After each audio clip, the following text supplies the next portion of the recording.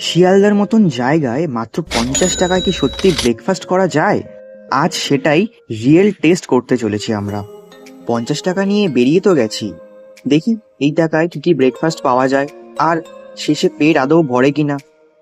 Station থেকে বেরোলে ফুটপাতের ওপরে আপনারা এরকম অনেক দোকান দেখতে পাবেন ছোট ছোট।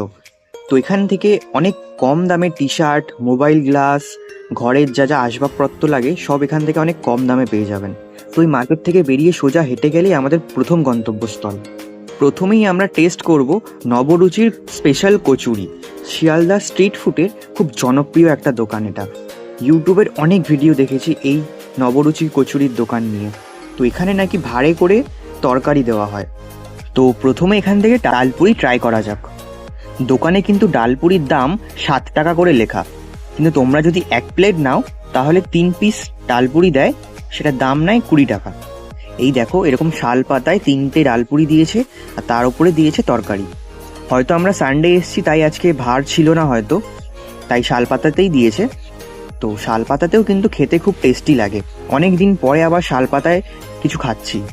সো এবার চলো ডালপুরির মধ্যে কতটা ডাল আছে সেটা দেখা যাক। এই দেখো বেশ ভালোই কোটিং করা আছে ডালের, তো সফটও ছিল ডালপুরিগুলো।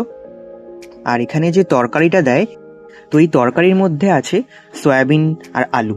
তো চলো প্রথম বাইটা ট্রাই করে দেখি কিরকম লাগছে। টেস্টটা বেশ ভালোই। এবার বুঝতে পারছি কেন এই দোকানের এত ডিমান্ড, এত নাম ডাক। সব ইউটিউবাররা কেন এখানে এসে এত ভিডিও করে। টেস্টটা মোটামুটি ভালোই ছিল। ভাড়ে করে দিলে আর একটু বেশি ভালো লাগতো, বাট কি আর করা যাবে।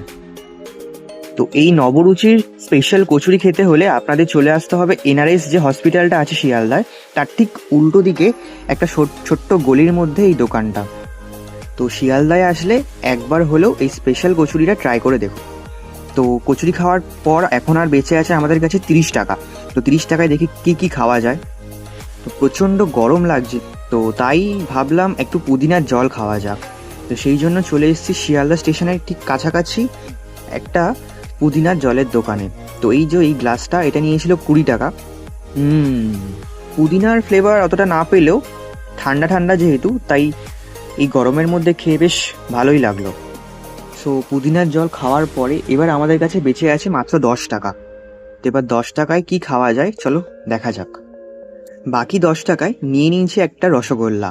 শেষ পাতে একটু মিষ্টিমুখ না হলে পুরো জিনিসটাই অসম্পূর্ণ রয়ে যেত, তাই এই মিষ্টির দোকান থেকে নিয়ে নিয়েছিলাম একটা 10 টাকা দিয়ে রসগোল্লা।